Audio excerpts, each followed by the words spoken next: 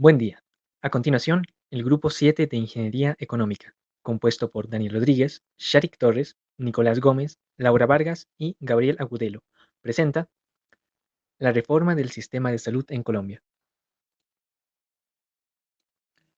En los últimos meses, uno de los principales titulares en el país ha sido la crisis de las EPS.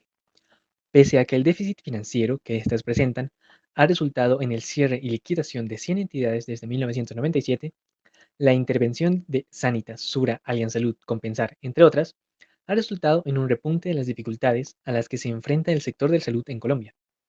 Un agravante de la situación es el acalorado debate político que se sostiene sobre cómo se va a solucionar esta problemática. El gobierno del presidente Petro presentó al Congreso de la República una serie de reformas a la salud, las cuales recibieron gran aceptación por ciertas partes del país y grandes críticas por otra. Sin embargo, esta fue denegada y se desestimaron todas las apelaciones. Para entender esta situación, primero echemos un vistazo a cómo funcionan las EPS. Las entidades prestadoras de salud son aquellas encargadas de administrar el aseguramiento en salud en Colombia. Sirven como intermediarios entre el gobierno, el cual establece políticas y regulaciones generales, además de suministrar parte del financiamiento que es sacado del Fondo de la Administradora de los Recursos del Sistema General de Seguridad Social en Salud, ADRES, el cual gira aproximadamente 8 billones de pesos anuales. Y a cambio, las EPS deben garantizar que estos recursos se empleen de forma eficiente y equitativa para brindar servicios de salud a sus afiliados. Esto se logra mediante la contratación de otros prestadores de servicios como hospitales e IPS. Es importante recalcar que todos los trabajadores formales del país deben estar afiliados, ya sea al régimen contributivo o subsidiado. En 2022, el Ministerio de Salud anunció que el 99,9% de los colombianos estaban de alguna u otra forma afiliados al sistema, un logro realmente impresionante. Entonces, exactamente, ¿qué es lo que salió mal?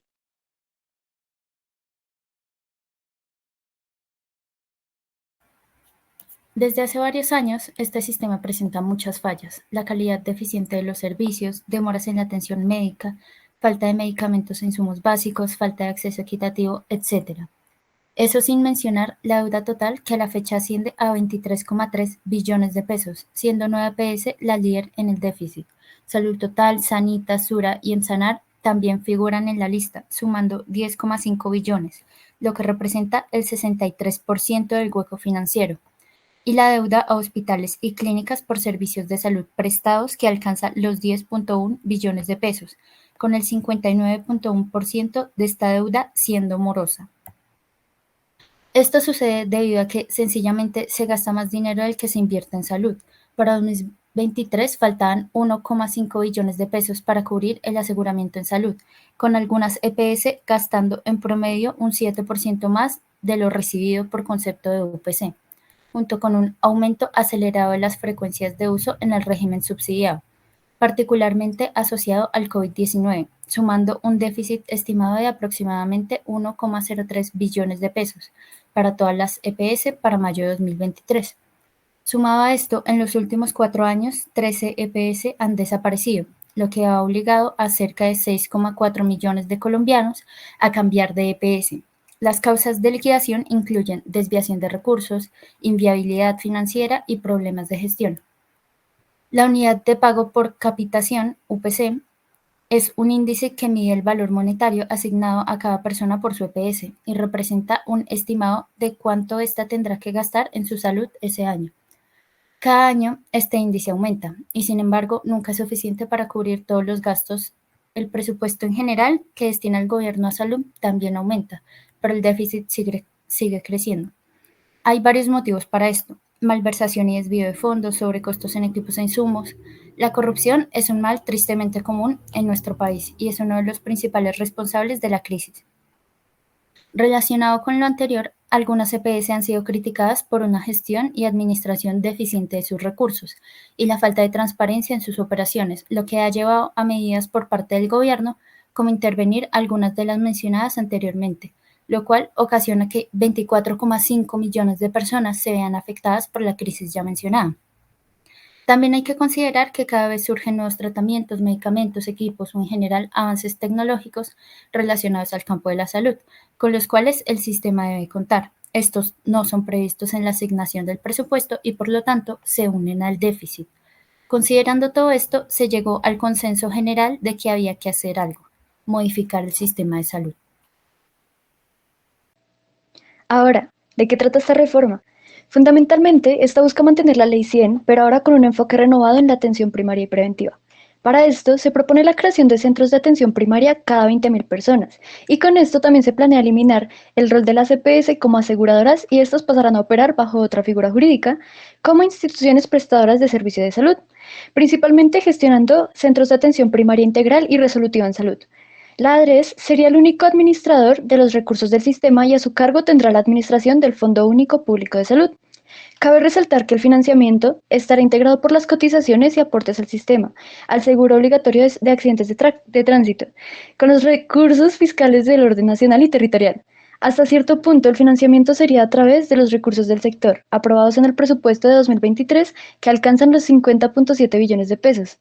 Además, se destinará entre un 25% y un 30% del presupuesto de la ADRES para prevención y promoción, bajo la recomendación de la Organización Panamericana de la Salud de que prevenir es más rentable y económico que tratar a un paciente.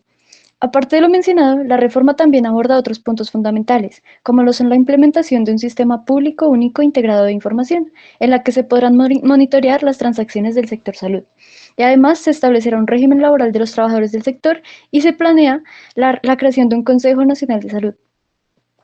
Respecto a los gastos en salud y su respectivo financiamiento, según cifras del proyecto de ley del 13 de febrero de 2023, Colombia asigna el 7.2% de su Producto Interno Bruto al gasto en el sector de la salud. Sin embargo, debido a la falta de sostenibilidad de los recursos adicionales durante la pandemia del COVID-19, este porcentaje se redujo alrededor del 6%. Por otro lado, el país se encuentra en el promedio regional con un gasto público en salud del 5%. Hasta el año 2020, el presupuesto anual de la ADRES supera los 60 billones de pesos y alrededor de 34 billones de pesos se destinan al aseguramiento y la atención individual, mientras que casi 3 billones se destinan a recobros de medicamentos no incluidos en el Plan Obligatorio de Salud del régimen contributivo y tan solo 1.3 billones se destinan a la salud pública, promoción y prevención. Ahora hablando de la deuda y el déficit financiero, tenemos que la deuda entre las EPS y las IPS es considerable, superando los 16 billones de pesos según la Superintendencia de Salud. Se tiene que 21 EPS solo tienen respaldados 1,3 billones de los pasivos de reservas técnicas, evidenciando un faltante de 12,4 billones, incumpliendo al régimen de inversiones de reservas técnicas, donde se exige una completa inversión, en este caso de 13,7 billones, siendo así que únicamente hay 5 EPS que cumplen con la prohibición y esta inversión. Por otro lado, tenemos que solo 10 EPS tienen sus indicadores de liquidez y de margen de solvencia satisfactorios, indicando que más del 50% no cumple con estos indicadores. También que más del 59% de la deuda a hospitales y clínicas por servicios de salud prestados se encuentra en mora, alcanzando los 10.1 billones de pesos. En los últimos 2 años, las deudas en el sistema de salud han aumentado casi al doble, alcanzando cifras de entre 10 y 20 millones de pesos. Ahora, en cuanto a los recursos y prestadores de servicios de salud, Colombia cuenta con una amplia red de 68.983 sedes de prestadores de servicios de salud a nivel nacional, siendo el 80.91% de estas instituciones privadas. Las regiones de Bogotá, Antioquia y Valle del Cauca tienen la mayor proporción de IPS, representando una alta concentración geográfica, especialmente en la capital, teniendo el 60% de estas. Por otro lado, solo el 55.4% de las EPS disponen de una red habilitada para satisfacer las demandas de sus afiliados.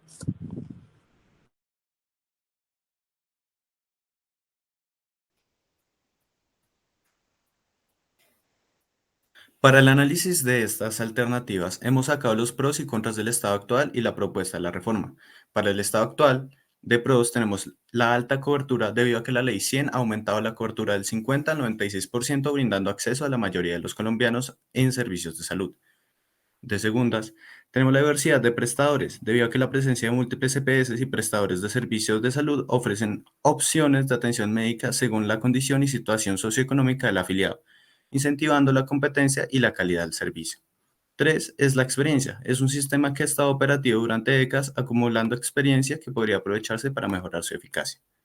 En los contras, Tenemos el desvío de recursos. Debido a lo que habíamos mencionado, la corrupción y el mal manejo de recursos han generado las pérdidas financieras y deudas masivas, amenazando la sostenibilidad del sistema y la calidad de la atención.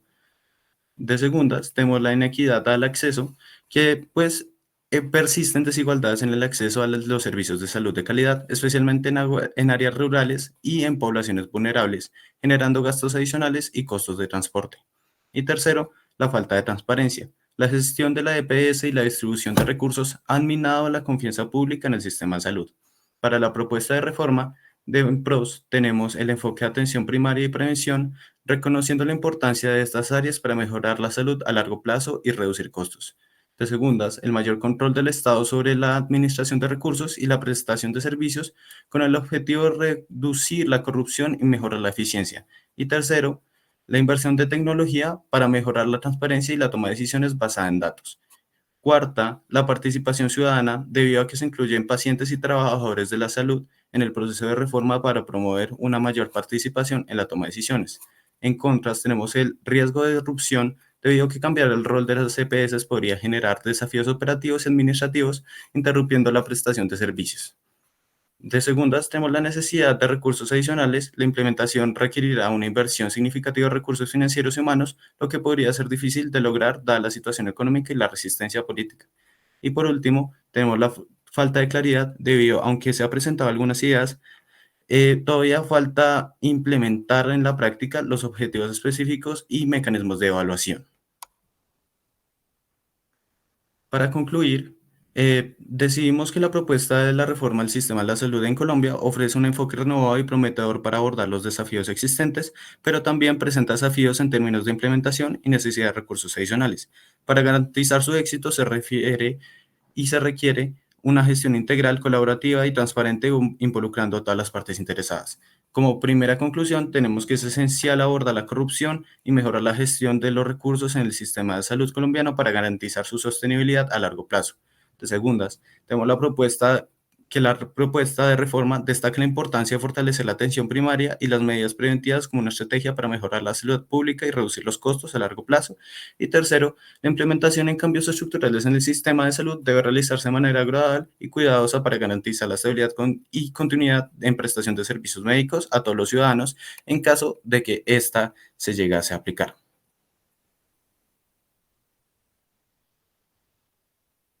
Esta es nuestra biografía, consultando también los periódicos y como tal el documento de la reforma. Y eso sería todo. Muchísimas gracias por su tiempo y tenga buen día.